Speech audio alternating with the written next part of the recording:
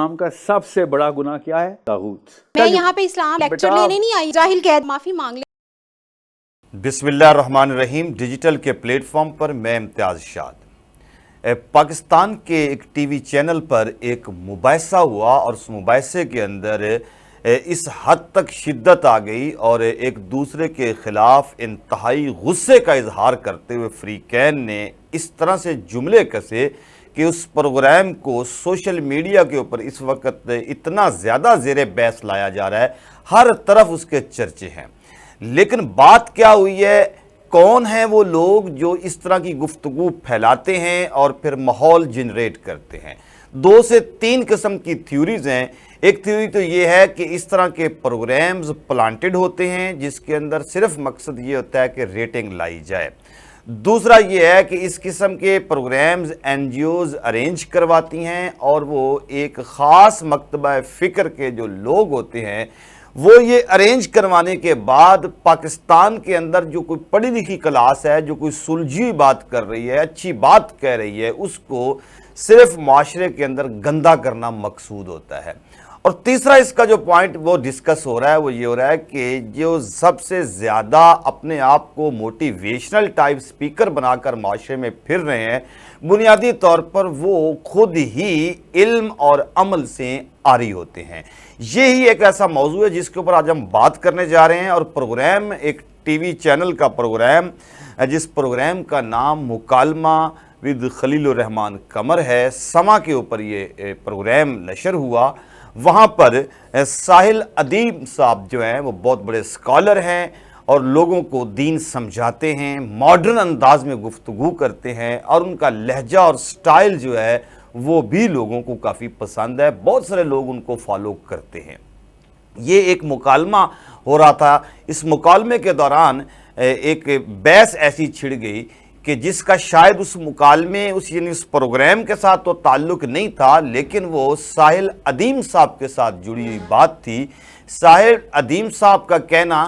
کہ پاکستان کے اندر 95% خواتین جو ہیں وہ جاہل ہیں۔ یہ جملہ وہاں پر موجود ایک مہمان جو موجود تھی ایک اس پروگرام کے اندر، یا اس کا تعلق جو ہے وہ کسی بتایا گیا ہے کہ کسی میڈیا ہاؤس سے، اسی ہی میڈیا ہاؤس سے ہے، اسی کی وہ اینکر ہیں۔ بہرحال جو بھی ہیں، وہ ایک خاتون وہاں موجود ہیں، وہ ایک سوال اٹھاتی ہیں کہ آپ خواتین کے بارے میں اس طرح کے جملے کیوں استعمال کرتے ہیں، اور آپ نے 95% خواتین کو جاہل کہہ کر آپ نے خواتین کی توہین کی ہے۔ اس کے دلیل میں ساحل ادیم صاحب جو ہے وہ فرماتے ہیں کہ میں نے کوئی غلط دلیل نہیں دی ہے، میں نے ایک سروے کا ذکر کیا ہے کہ ایک سروے کے مطابق پاکستان کے اندر 95% خواتین جاہل ہیں، اور وہ دلیل دیتے ہوئے ایک سوال کرتے ہیں اس خاتون سے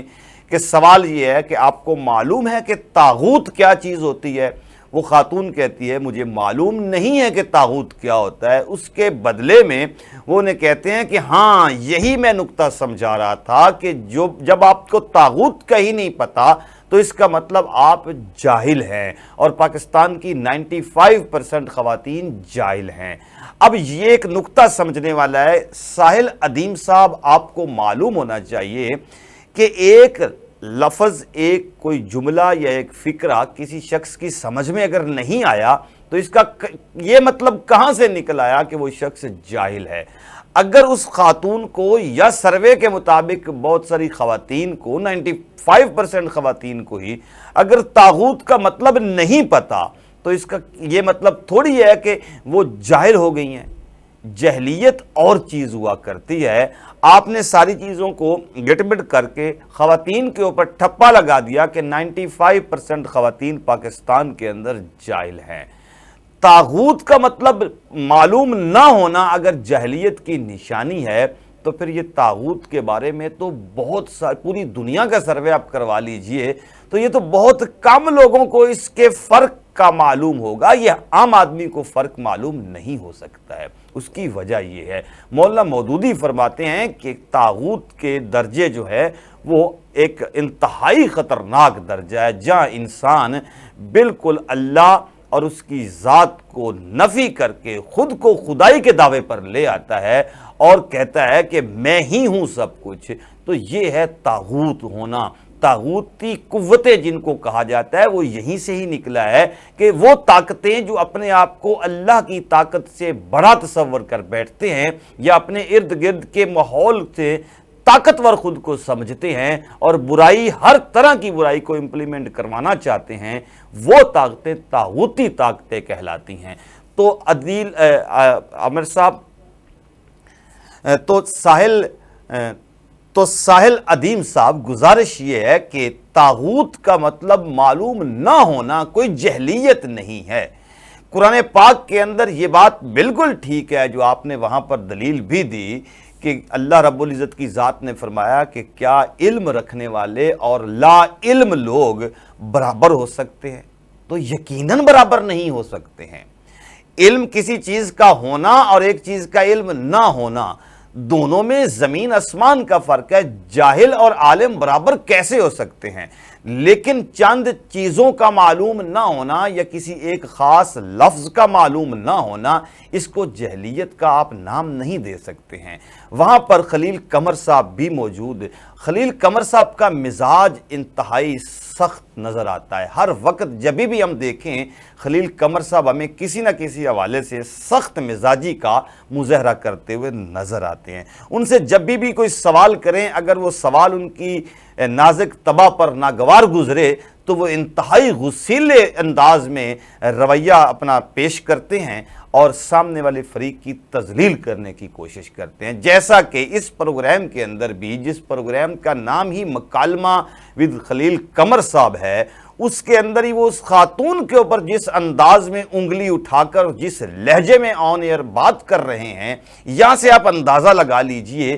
کہ یہ جو سو کالڈ قسم کے خود کو سکالرز بنائے پھر رہے ہیں، ان کے اندر برداشت نام کی کوئی چیز ہی نہیں ہے۔ کبھی یہ ہو نہیں سکتا۔ یہ خود کو بڑے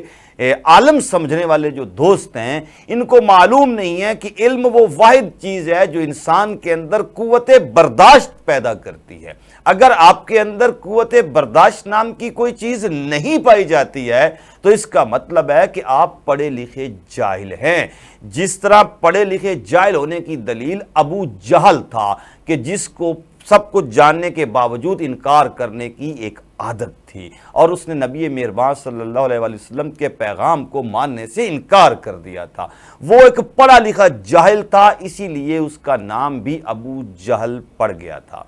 گزارش یہ ہے کہ آپ سب کچھ جانتے ہوئے بھی اس طرح کا رویہ جب پیش کرتے ہیں، آپ کے رویے بڑا میٹر کرتے ہیں۔ اگر آپ کا رویہ جاہلانہ ہے اور آپ خود کو پڑھے لکھے یا عالم کہہ رہے ہیں تو میرے خیال میں پھر آپ ابو جہل ہیں، آپ بہت بڑے جہل لوگ ہیں۔ اس کی وجہ یہ ہے کہ آپ نے سامنے ہماری بیٹیوں کو بٹھا کر، خواتین کو سامنے بٹھا کر جس انداز سے خطاب کیا ہے اور جو وہ آپ کہہ رہے ہیں، اس سے آپ ذرا تھوڑا سا اندازہ لگا لیجئے کہ کیا یہ آپ کا رویہ ہمارے معاشرے سے میچ کرتا ہے۔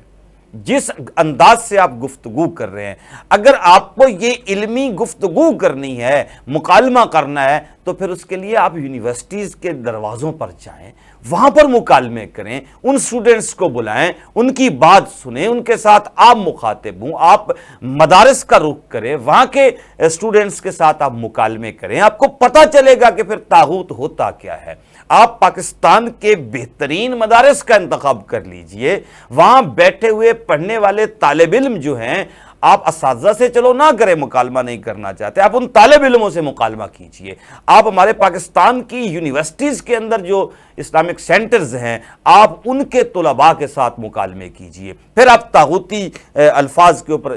بحث کیجئے، پھر آپ کو معلوم ہوگا کہ اس ملک کی کتنے پرسنٹ نیشن جاہل ہے اور کتنے پرسنٹ عالم ہے۔ جب آپ سروے کروائیں گے، جس طرح سے آپ سروے کروا رہے ہوتے ہیں، تو اس کے رزلٹ تو آپ کی مرضی اور منشا سے آ جائیں گے، اور اگر مرضی اور منشا کے خلاف بھی آتے ہیں،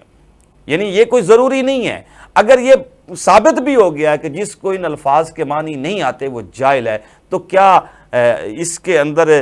ساحل ادیم صاحب گزارش یہ ہے کہ کیا پھر آپ کو بھی جاہل کہا جائے؟ کیونکہ جس طرح سے آپ کا کلام کرنے کا انداز تھا وہ انداز بھی تو کوئی پڑھا لکھا نہیں تھا، اور پھر خاص طور پر اس کے اندر خلیل الرحمان قمر صاحب نے جو جملہ اضافی بول کر اور کہا کہ ان کو باہر نکالیں، یہ جو انداز تھا ایک خاتون کے لیے جو آپ کا انداز تھا، کیا یہ انداز پڑھے لکھے لوگوں کا ہے؟ نبی مہربان صلی اللہ علیہ وآلہ وسلم کی جب آپ گفتگو کرتے ہیں، جب ان کی ذات کا ذکر کرتے ہیں، ان کے ساتھ جڑی ہوئی سنت کا ذکر کرتے ہیں، تو پھر آپ کو معلوم بھی ہونا چاہیے کہ میرے نبی مہربان صلی اللہ علیہ وآلہ وسلم کے پاس مکہ کے اندر ایک خاتون جب بات کرنے آئی تو وہ خاتون پاؤں اس کے جوتا نہیں تھا، وہ دھوپ میں کھڑی تھی، اور آپ صلی اللہ علیہ وسلم بھی مسجد سے باہر نکل کر جب تشریف لائے تو آپ بھی جوتے کے بغیر وہاں دھوپ میں کھڑے رہے اور ان کی گفتگو سنی، اور صحابہ کرام نے ان کے جانے کے بعد جب پوچھا کہ یا رسول اللہ یہ تو یہاں کی ایک دیوانی سی خاتون ہے، آپ ان کی بات سننے کے لیے اتنی دیر خود کو تکلیف دیتے رہے؟ فرمایا کہ اس وقت میرے اور اس کے سوا اور میرے اللہ کے سوا اس کی سننے والا اس زمین پر پوری پر کوئی نہیں تھا۔ تو یہ ہے میرے نبی مہربان صلی اللہ علیہ وسلم کا پیغام خواتین کے احترام کے لیے، اور آپ ایک خاتون کے ساتھ یہ کہہ رہے ہیں کہ آپ ان کو باہر نکال دیں، یہ اس طرح سے سوال کیوں اٹھا رہی ہیں؟ تو پھر اگر آپ میں بات کرنے کا حوصلہ نہیں ہے تو ایسے مکالموں کا اہتمام مت کیا کریں۔ بہرحال یہ اگر پاکستان کے نوجوانوں کو ایجوکیٹ کرنا ہے تو پھر پہلے آپ کو خود ایجوکیٹ ہونا پڑے گا، پہلے خود کو سیکھنا پڑے گا۔ سکھانے کی بات تو آپ تب کیجئے جب آپ کو خود سیکھ کر کوئی نہ کوئی چیز نالج میں ہو، آپ کو علم ضرور ہوگا، آپ عالم لوگ ہیں، اس میں کوئی شک نہیں ہے، میں آپ کے نالج کو چیلنج نہیں کر رہا، میں دونوں جو صاحبان ہیں میں ان دونوں صاحبان کے نالج کو چیلنج نہیں کر رہا، میں ان کے رویے کو چیلنج کر رہا ہوں کہ یہ پڑھے لکھے لوگوں کا رویہ نہیں ہے۔ کبھی بھی علم جو ہے وہ انسان کو اس حد تک نہیں گرا سکتا ہے کہ اسے معلوم ہی نہ ہو کہ سامنے بیٹھی ایک بیٹی کے ساتھ مخاطب کیسے ہوا جاتا ہے۔ بہرحال اللہ تعالیٰ ان سب کو ہدایت دے، اپنے گرد و نواح کا خیال رکھیے گا۔ امتیاز شاد کو اجازت دے۔ پاکستان پائندہ باد۔